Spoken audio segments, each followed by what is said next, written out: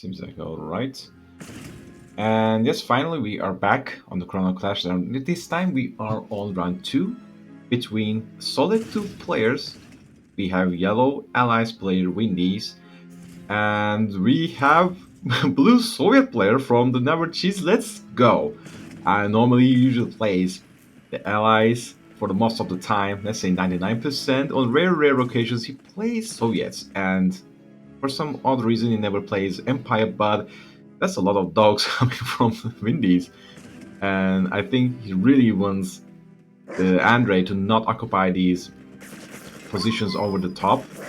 Now bears and stuns are coming all over. The dogs are marching. That's a lot of dogs, by the way. And finally, the first peacekeeper comes up after, let's say, a dozen of dogs. This is still ongoing combat over this is hill, by the way. Okay, the ramp is now cleared. The Nevercheese gets the site he wants to have. Some miss. Oh, okay, 4 of the dogs are charging already. There's a miss micro over here over the dogs, and the bear is now lost. But slowly, he's losing the upper hand a bit. Now Windy starts to occupy the garrisons on the top. Doesn't really matter. There's lots of conscripts, by the way. 2 of them armed with the Molotov cocktails trying to clear out the garrisons. Some microplay coming from the Windies to prevent the conscripts to deal damage to the peacekeepers that are in the garrisons. But now the bears also arrived. The micro will not pay off. This peacekeeper has been taken down. Well, garrison. Now, no need really needed. Andre is actually wants to push into the heart of the Vindies base. Meanwhile, Vindies is now still occupying some of the base. One of the bears applied the roar to this peacekeeper, going to die in Molotov cocktail one shot. Also, this garrison microed away. 5 peacekeepers actually. That's a good healthy numbers. And Vindicator is up, and MCV is going top for the expansion point. Now Andre wants to handle the oil derrick of the Vindies, preventing any kind of income. Bomb micro might be missed a bit. I couldn't see it, but if the 2 of the bombs hit the individual targets are the same, nevertheless the splash damage is also working well. The second Vindicator is also on the field. A little bit better in bomb micro, by the way. Also, I guess, did he use the cash bounty? Yep, he used cash bounty, so 500 credit goes to the Nevercheese. Okay, Nevercheese also spotting the MCV on the top, garrisoning this building. Not a big deal, after all, he has Vindicators and 5 Peacekeepers, so if this conscript by any means is going to cause any kind of troubles to the Windies, that would be not a problem because he can always occupy this building immediately. Now 3 bullfrogs are on the fray. This Vindicator is already on part health lost. Bears slowly. Oh no, he actually caught all of the peacekeepers. Now these valuable peacekeepers are under threat.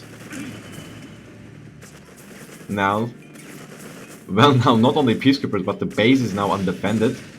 Where are the Vindicators? Yep, Vindicators are here. I think Vindies should be building an airfield. No, instead he goes for the boot camp. Soon this power plant is going to be off. And one dog already stunning the bear over there. But there are so many conscripts over there. I mean, you will need much more than that.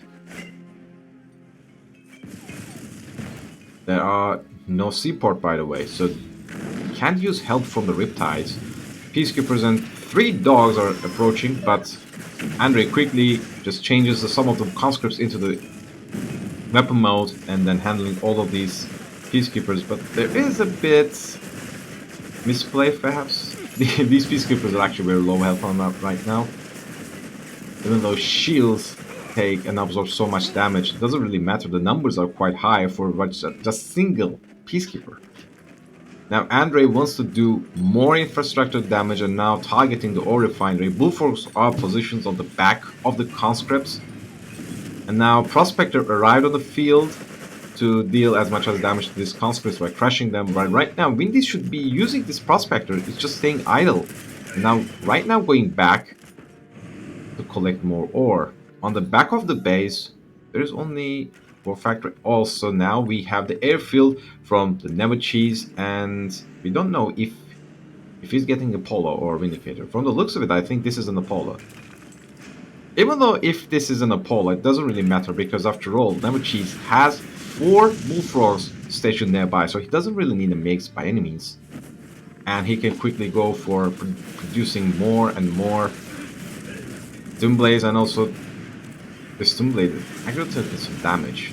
There's only 4 Peacekeepers protecting the bay, but doesn't really matter for the Nevercheese. The numbers of the bullfrogs are very healthy enough to protect them, and 2 collectors are already being lost. So this pins Vindies in a very terrible situation right now. 2 javelins arrived on the field. I mean, Polos are trying to find an opening to deal as much as damage to Doomblades, but these bullfrogs, they're very mobile. This Doomblade almost survives. And also, Polos were going to survive, but Vindies calls it off, believing that after this damage he couldn't recover, so first game goes for the Nevercheese.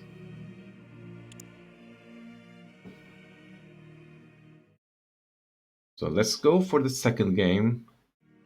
After all, this is nice because we've seen some of the new players coming to fray for the tournament, but right now things get a little bit better. Because after all, these are skilled and experienced players. They know what they're doing, what they're building, how to counter them, how to adjust to the map, and stuff like that. So let's get on to it. Now we are on Epicenter with the first win goes for the Nevercheese, and again he's playing Soviets. Meanwhile, Vindies is sticking with the allies yellow, cheering for him to get an equalizer. So the first thing is this map has lots of garrisons, so avoiding any kind of combat would be very good over here. Because after all, clearing this much of mess is going to take a lot of time, or maybe let's say so many Desolate Delta airstrikes. So once again we see a barracks opening, but unlike the previous game, we don't get to see a lot of dogs. Despite these garrisons, I mean there are plenty of it, they do not obstruct a lot of path to the opponents. I mean, for example, if they're going to get these, then you can actually go over here. So this makes your opponent, if he's going to stick for the garrisons, have to occupy so many buildings to gain at least a site. Now, Andre goes for a relatively quick airfield. I'm sorry, Vindies is going for a relatively quick airfield. Bear is actually going to move to block the walling, I guess. Some peacekeepers, I'm sorry, some what am I doing here? Some conscripts are on the move. First Vindicator is out already, but okay, some mismanagement of the Vindicator. I think, yes, Vindies have built the Vindicator before getting the protocol upgrade, so he had to land again. Now Cryocopter is quickly moving to the Nevercheese, but let's see if he has some defensive measures. Yes, he has a Bullfrog, and he's quickly building his reactor as well, because knowing that this threat will be difficult to handle with, he must get a reactor instead of going for super reactor. On the meantime, the airfield is now under threat. And unfortunately for the Vindies, he has to address this threat. But now barracks is on, so with a couple dogs or 1 or 2 peacekeepers, this threat will be addressed. MCV is going quickly for a naval expansion instead of over here. This is much closer.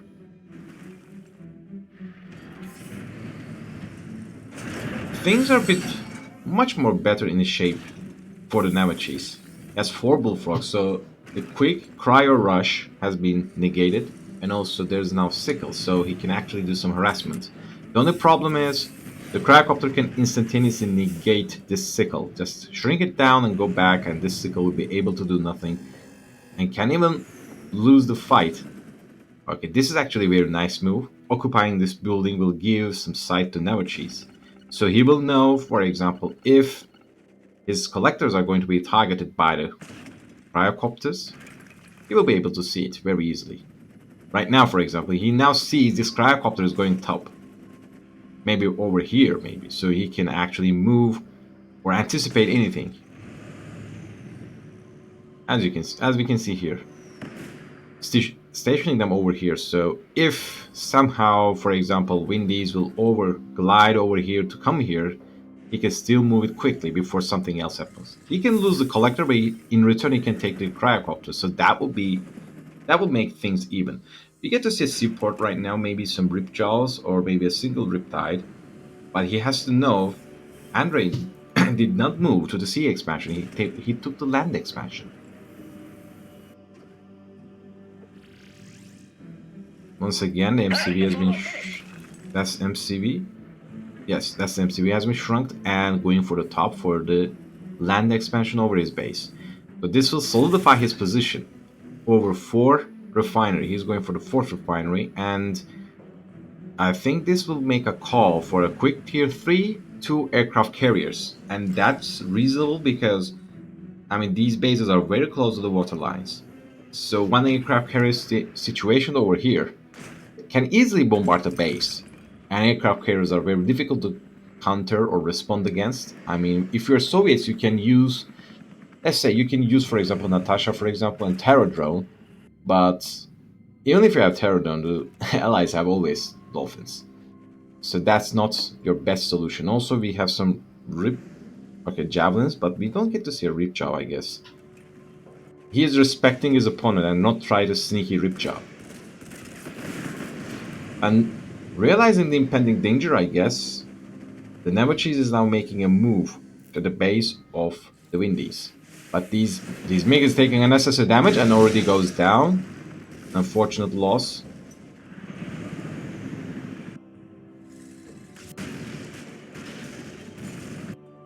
In other sense, this can be considered as an arms race, or echo race. It's very obvious that both sides not, let's say, engaging against each other that much before. Now this collector is now under threat by the Tomb Blade. This Apollo is taking unnecessary damage and taken down very quickly by the 4 Bullfrogs, but this ammo facility will soon reveal the IFV, so Hydrofoil has the range to deal damage to Tomb Blade, but Tomb Blades have high health, but you will need more than that. Also, Sneaky Assault Destroyer is now quickly moving to base, but I think Andre anticipates this or saw it, and now infected already. Is there a Dolphin nearby? No. On the other hand, IFV is now fighting against the Tomb Blade, but the Tomb Blade numbers are high. And insult to injury now, the Terrordon also stunning the Assault Destroyer, because after all, even though infected, Assault Destroyer can dish out so much damage, can trample the Collectors. I'm sorry, not trample, but let's say crush the Collectors. Hydrofoil is now eagerly moving around. He's making some interesting movement pattern.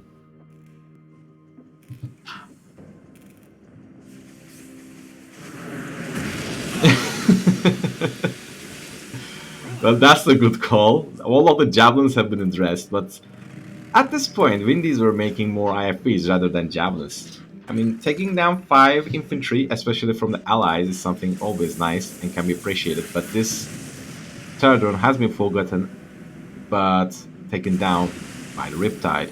Also, this base, even though has Hydrofoil, I think Vindies should be able to do something over here, but he can't because his attention is drawn on somewhere else. Hammer tanks are here, but one of them shrunk. Unfortunate for him, but now this one is being shrunk.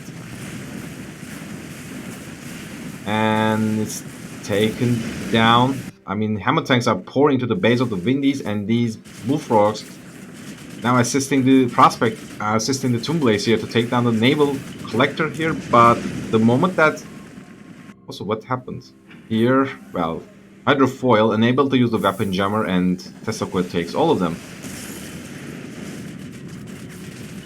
I mean, this is a bit too much for the Vindies. He can't utilize his air support, he can't utilize the Apollos, and Tomb Blades are now raining death to all of the prospectors that he had. Well, a little bit solace, this IFV is going for veterancy after taking down another Tomb Blade. But things are looking actually very bright for the Nevercheese. He is now sitting on top of 5 refineries. Meanwhile, Vindies is on 4 and he is having a hard time with defending them. This Stingray... My research is in peril! That's very poor of it. But anyway, he tried.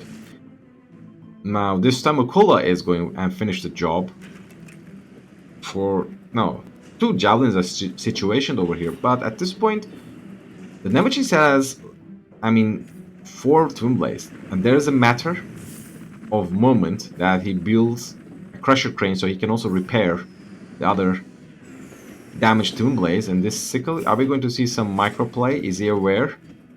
Um, wow, that's a bit split second moment. Quickly addressed. But now we have Akula here dealing some damage. Or not, it doesn't really matter. We see the first aircraft carrier on the field. And a Vindicator is gliding over Akula's. So I think for no matter, Nevercheese wants to damage the economy as much as he could. And these bullfrogs are now under threat of this aircraft carrier. It seems like the range of the aircraft carrier didn't work out in this manner. Also, we see a Thana cannon. I mean, in a quickly way, we're going to see the full Tier 3 arsenal from... Wow, that's a nice Delta airstrike, but it didn't really have that much Akula to force the antenna cannon to position over here. That's a good vantage point, but it won't work. Realizing that the seas will not be for them for longer, he tries to take down the land, and this actually javelin dealing so much damage. I mean, already taken the two bullfrogs. Need a cheap way of investing. Okay, a Vindicator goes down, and Polo also down. Now there is no air support for the Vindies, and losing the two prospectors, now the third is exposed, but there's a Thana cannon and IFV. This should be not enough. Unfortunately, shield did not absorb the damage over the top. But the bullfrogs are lost, so these twin blades must evacuate immediately, otherwise they will be killed by Apollo one by one. Not even want to lose any kind of inch to the Vindies.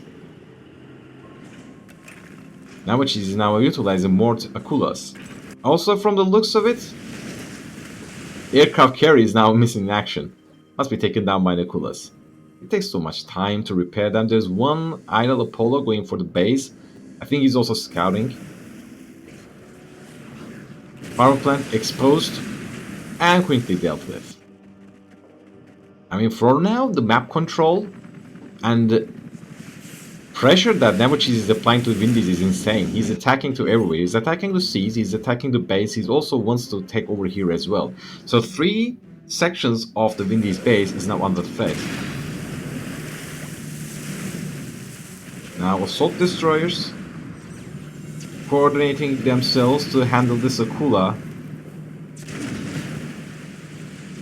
And Athena also over there as well, taking some shots. That's not enough. The seaport is also taken down. This assault destroyer, I mean, if this one was using the armor shield, that would be better. Also, what was it? Yeah, black hole out. Anyway. Now, Bullfrog's completely exposed to IFBs, and now taking some random damage. But doesn't really matter after all. Vinny's lost his airfield as well to Doom Blaze. And realizing the losses and cannot recover from and cut his losses, the Vindies taps out, goes with 2 score to the Nevercheese. Good luck for him for the next round of the game.